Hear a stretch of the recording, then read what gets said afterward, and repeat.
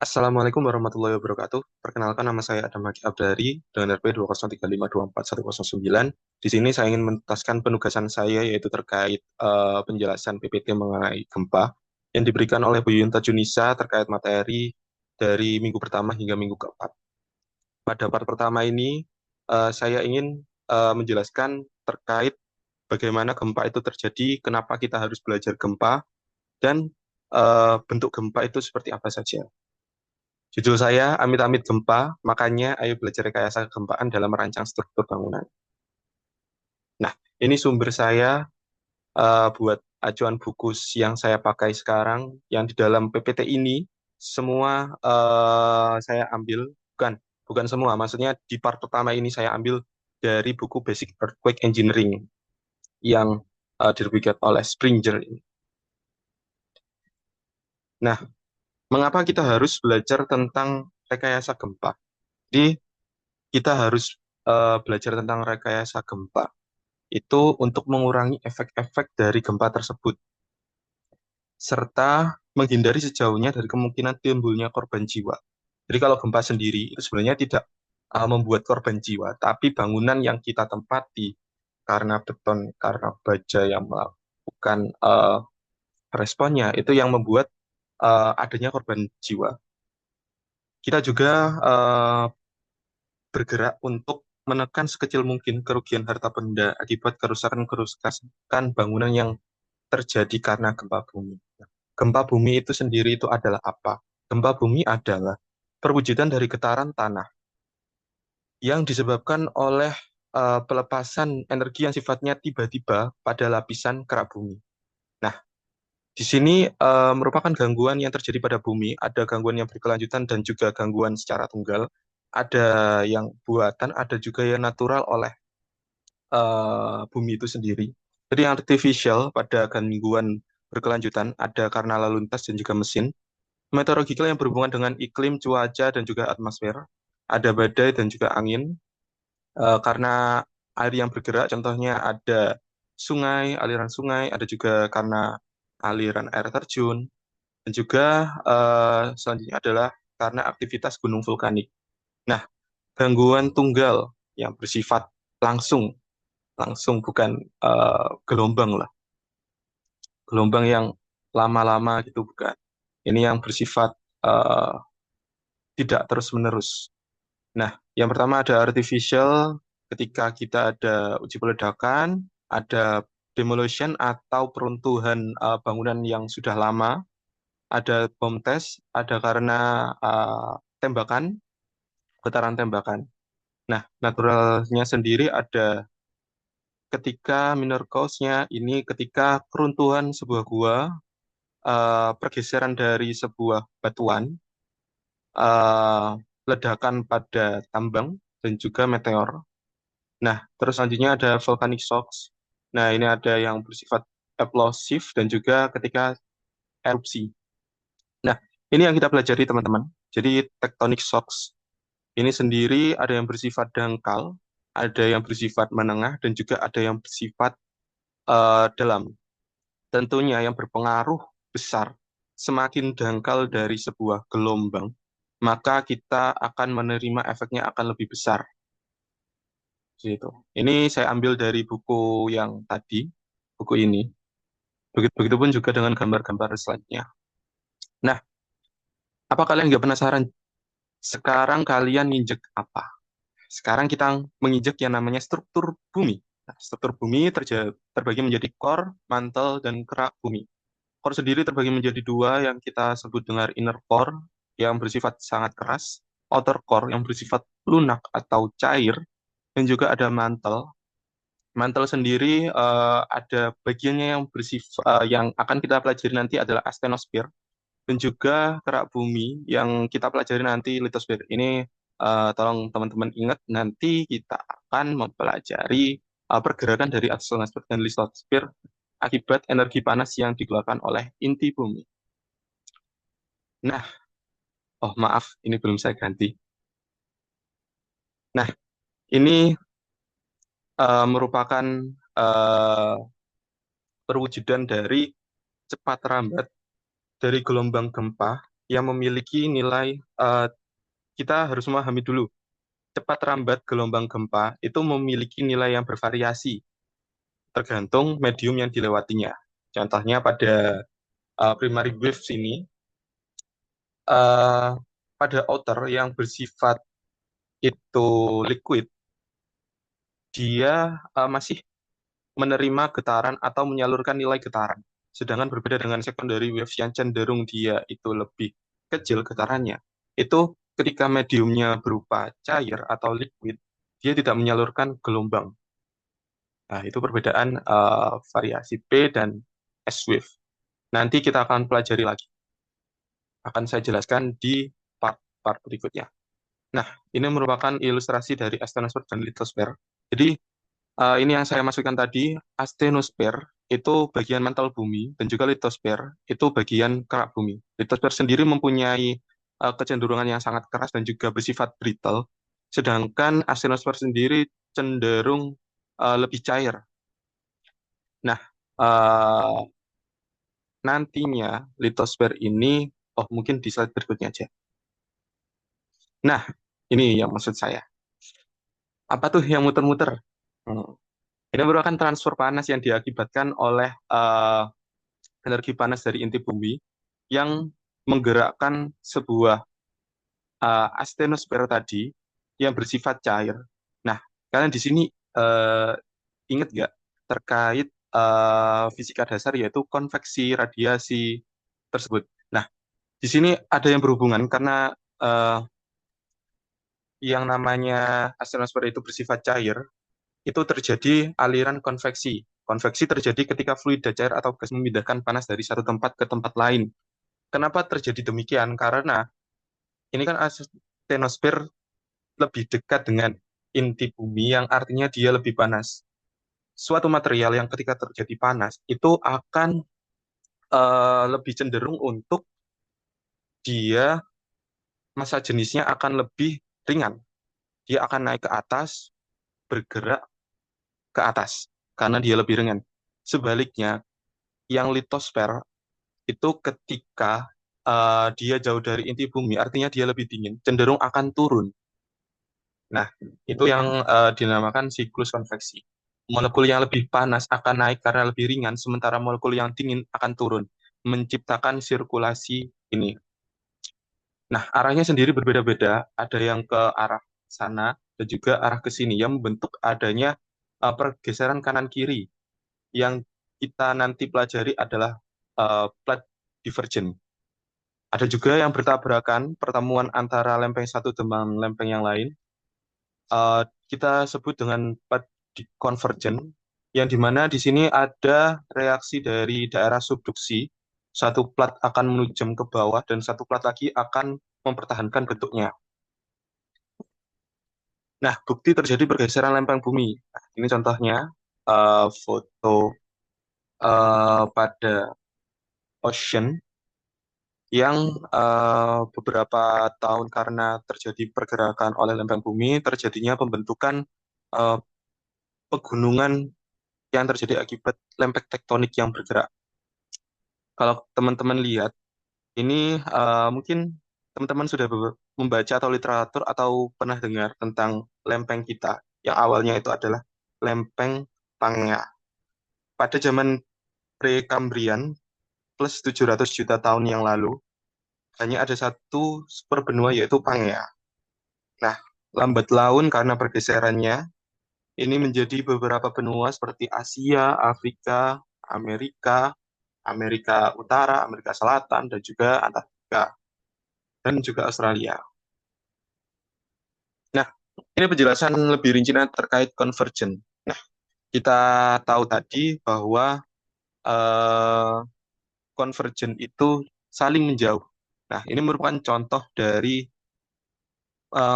mekanik basic dari ekspansi laut samudra. Jadi astenosfer tadi yang cenderung cair, dia aliran konveksinya menuju ke atas dan juga ke atas, mendorong lapisan litosfer untuk bergerak ke arah kanan dan juga kiri, yang membuat adanya daerah konvergen, daerah divergen. Sorry.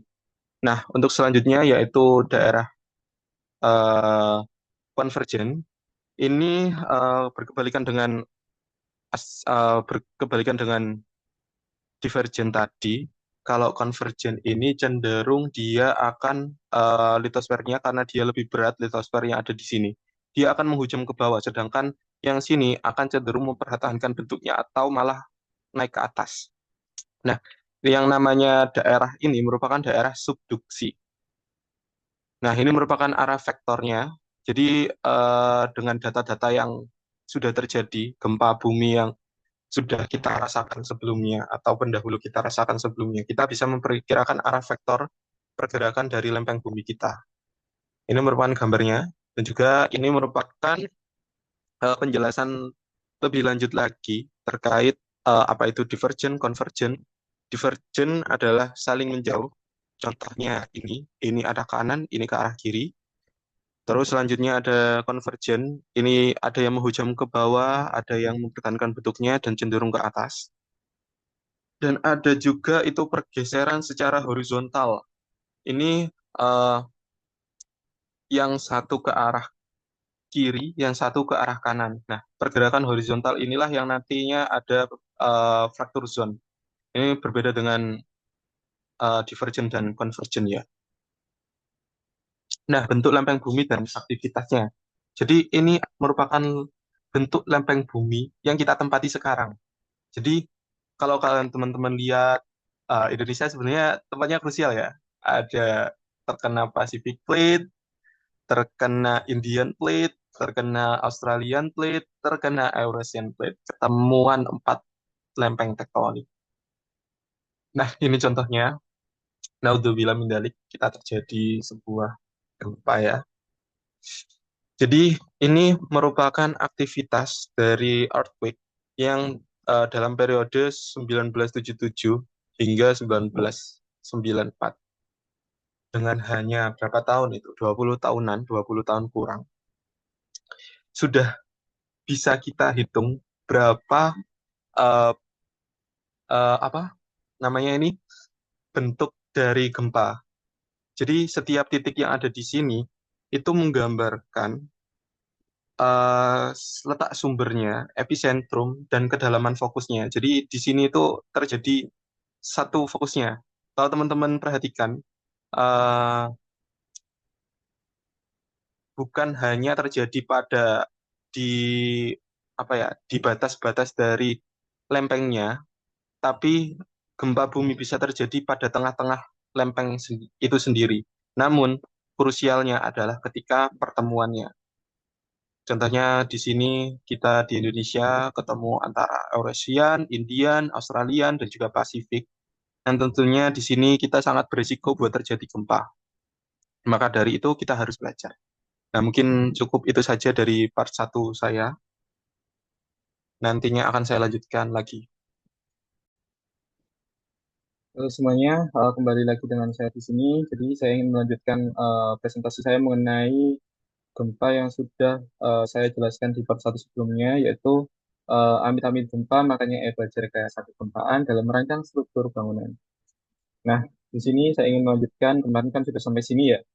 Jadi saya akan melanjutkan lagi di part kedua ini mengenai tentang respon spektrum. Jadi ini buku yang saya pakai, foto-foto yang ada di dalamnya saya ambil dari dan kutip dari buku ini yang ditulis oleh Anil K. Chopra.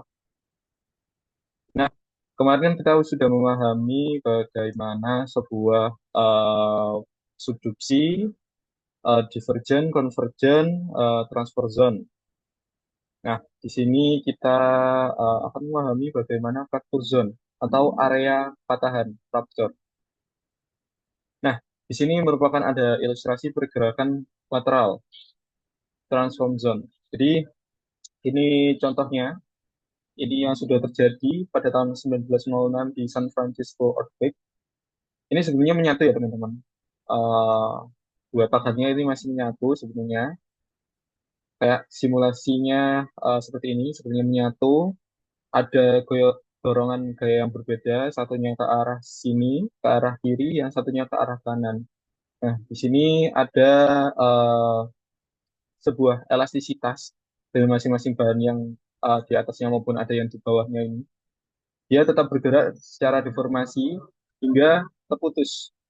Eh, Terbentuknya rupture atau patahan dan perilisan energi yang sehingga pagar yang sebelumnya menyatu hingga itu terputus. Nah, di sini ada rebound. Rebound ini dimaksudkan adalah seperti ini ya teman-teman. Jadi setelah adanya pergerakan ke kanan kiri yang disebabkan oleh aktivitas yang ada di inti bumi, yang kita pelajari kemarin, tanah yang di atas cenderung akan mempertahankan bentuk awalnya. Jadi setelah terjadi patahan, meskipun tidak kembali ke bentuk awalnya secara sempurna, masih ada deformasi secara permanen.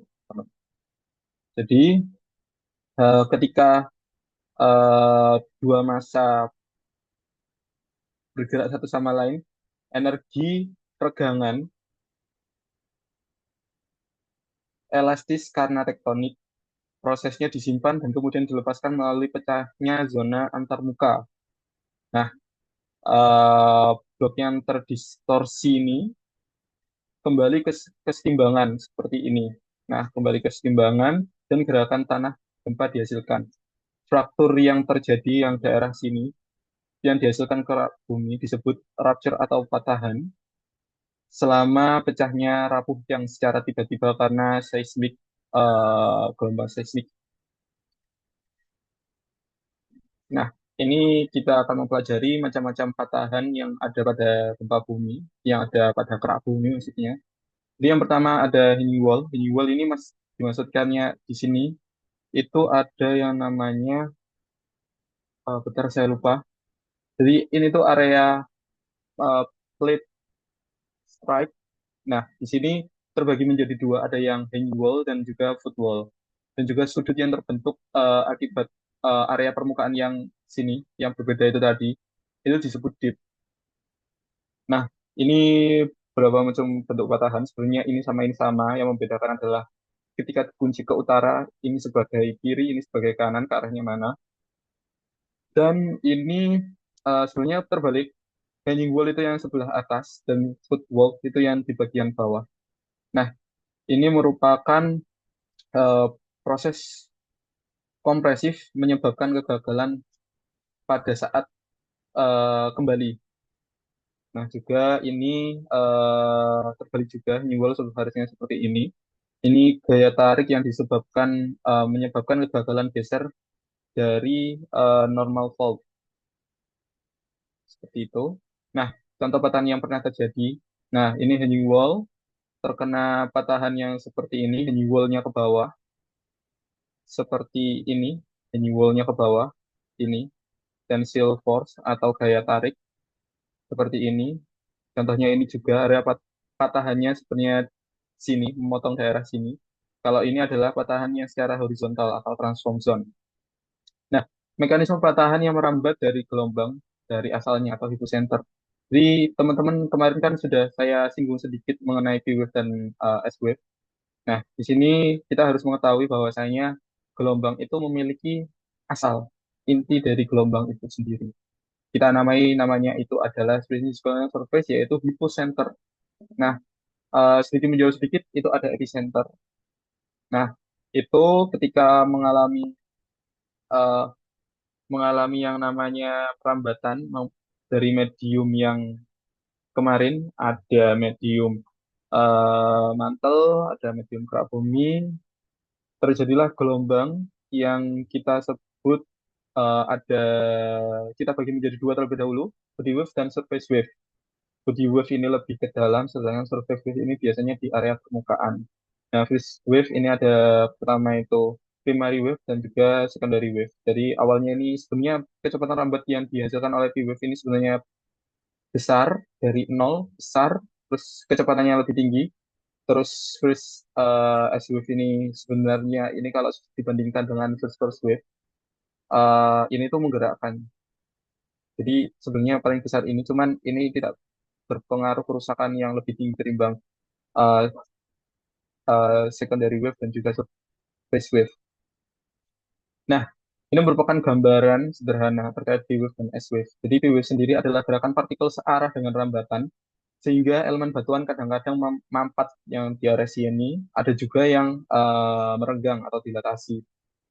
Gelombang primer memiliki sifat seperti gelombang bunyi, amplitudenya kecil, dapat merambat pada media solid, cair, dan gas. Gelombang primer memiliki kecepatan yang tinggi, namun potensi kerusakan yang kecil berbeda dengan S wave, mempunyai dan menimbulkan efek geser. Rambatan gelombangnya memiliki komponen horizontal ke arah sini dan juga vertikal ke arah sini. Sehingga analogi gelombang ini itu berbentuk seperti gelombang elektromagnetik, amplitudenya besar dan periode panjang, dan juga menimbulkan kerusakan secara signifikan. Yang membedakan P-wave dan S-wave ini, gelombang S-wave itu tidak dapat merambat pada zat cair. Nah, selanjutnya ada Rayleigh wave. Nah, ini sendiri dihasilkan oleh intervensi konstruktif dari komponen horizontal body wave sehingga tidak dapat merambat pada medium cair.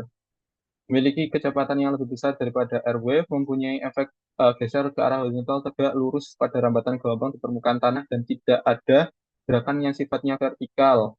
Perlu dipahami tidak ada gerakan vertikal seperti di ice tadi, memiliki amplitude yang besar dan periode panjang. Untuk lava sendiri berbentuk seperti gelombang lautan menggulung, mempunyai efek gerakan baik vertikal maupun horizontal, memiliki amplitude sangat besar dan bersifat konstruktif. Nah, konsep ketika bangunan diberi gaya horizontal pada pondasi. Tentunya gempa itu menyerang bagian pondasi, bagian bawah. Tapi sebenarnya gempa itu tidak merusak tidak menimbulkan korban jiwa. Yang disebabkan korban jiwanya itu karena bangunan yang ditempatinya. Maka dari itu kita sebagai teknik sipil harus merancang bangunan yang aman ketika terjadi gempa. Setidaknya hingga orang-orang yang berada di dalamnya itu berhasil untuk keluar. Ini merupakan contohnya, kita memiliki kekakuan satu di kolom sini, kekakuan dua di kolom sini, dan EI yang ada pada balok ini atau bangunan yang ada di atasnya ini memiliki EI yang tak hingga, artinya dia sangat-sangat kokoh, di mana yang harus kita ketahui adalah jepit. Jepit menahan rotasi, gaya vertikal dan gaya horizontal, artinya di sini tidak ada momen, tapi dia menyalurkan eh, sebuah gerakan gaya yang disebabkan oleh gempa yang membuat sebenarnya di area sini yang berpotensi untuk merespon atas gempa tersebut. Contohnya seperti ini, ketika diberi gaya ke arah kiri, maka respon dari sini adalah ke arah kanan. O adalah perpindahan. Nah, untuk rumusnya sendiri, periode. Jadi periode ini yang menentukan biasanya itu besar kecilnya sebuah kerusakan. Tentunya semakin besar periode, maka kerusakan yang ditimbulkan akan semakin besar juga. Jadi yang berhubungan dengan periode, nah M-nya berada di atas yang mengartikan bahwasanya ketika masanya lebih besar, otomatis potensi untuk kerusakan pada bangunan lebih tinggi juga. Sebenarnya agak agak membingungkan juga sebenarnya kalau semisal kita berhubungan dengan gempa, kita diharuskan mencari massa yang benar-benar ringan. Maksudnya bukan benar-benar ringan, tapi lebih kuat atau kaku sebenarnya. Sedangkan kalau berhubungan dengan angin, kita harus massanya harus berat biar tidak terangkat. Rumusnya sendiri 2P terangkat atau terkena dari atas lah maksud saya. Sorry. Nah, untuk rumusnya periode sendiri 2P akar massa per kekakuan, di mana T adalah periode, M adalah massa, K adalah kekakuan. Nah, sebenarnya bisa diredam.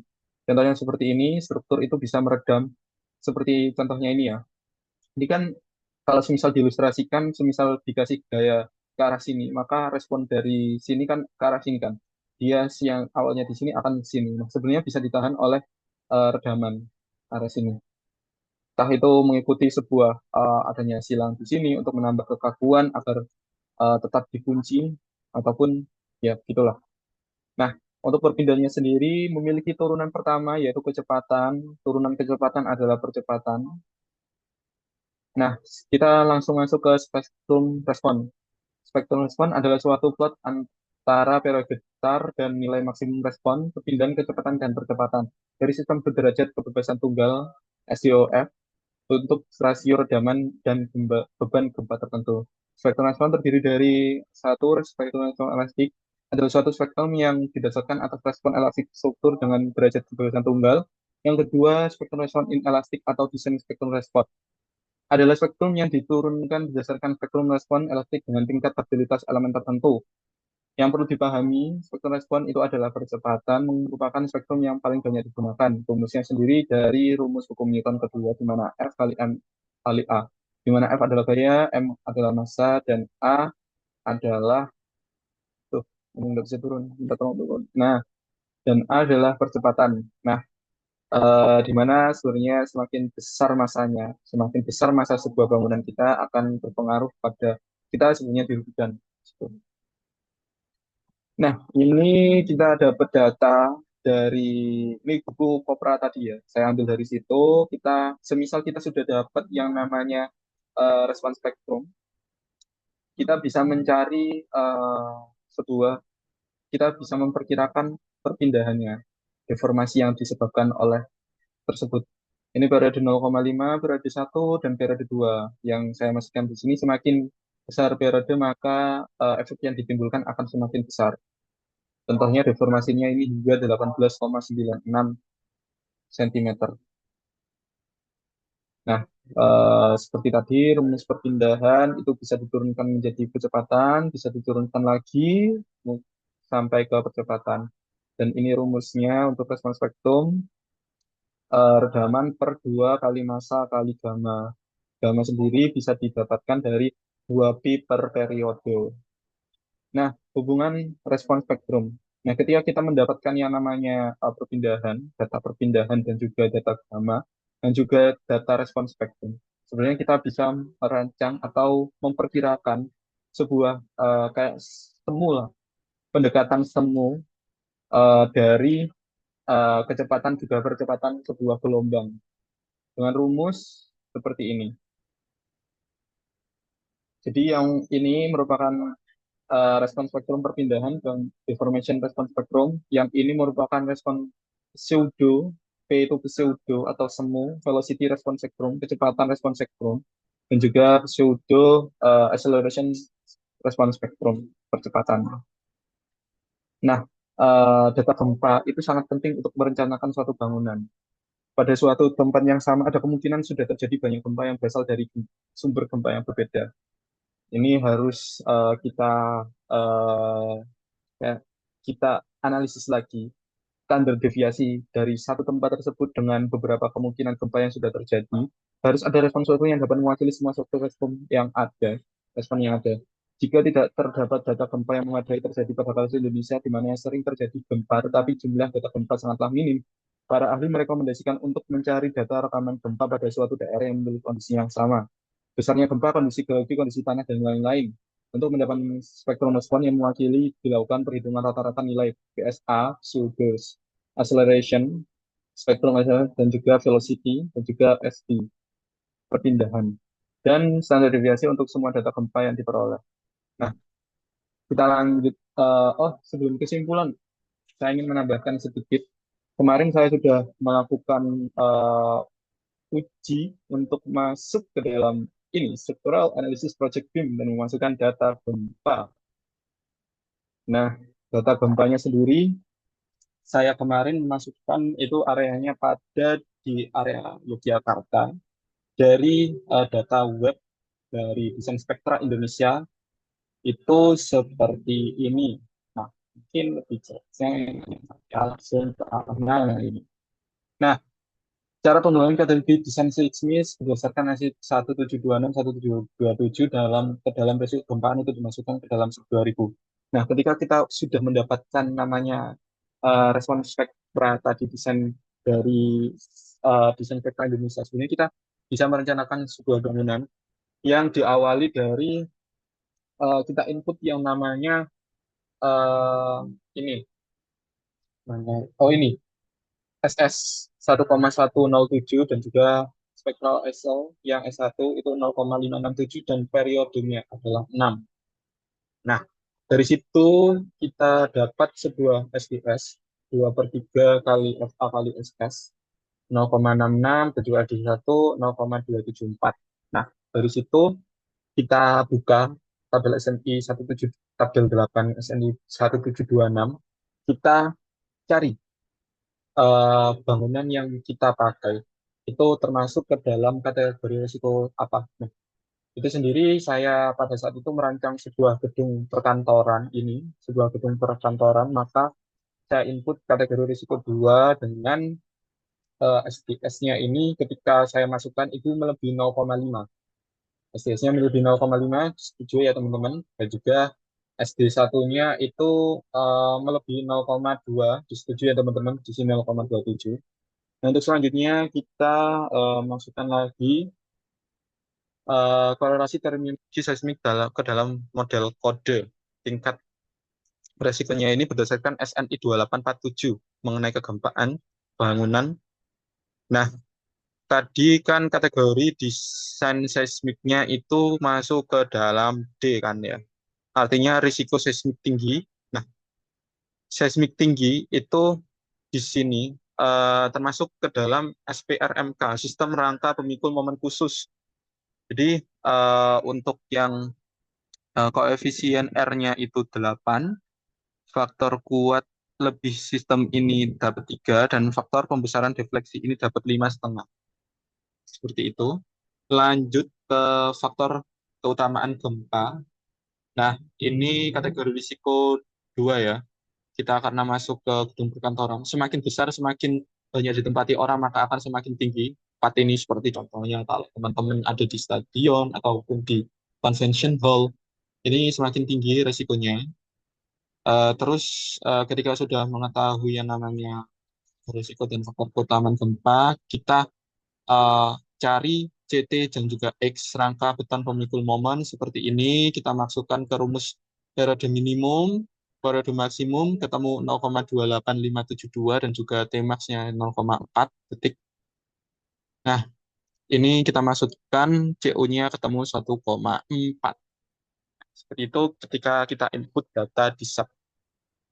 Mungkin itu saja yang ingin saya jelaskan mengenai tugas di sini. Kesimpulannya, rekayasa gempa bertujuan mencegah kejadian-kejadian gempa menjadi bencana yang dimasukkan di situ, menghindari sejauhnya dari kemungkinan timbulnya korban jiwa.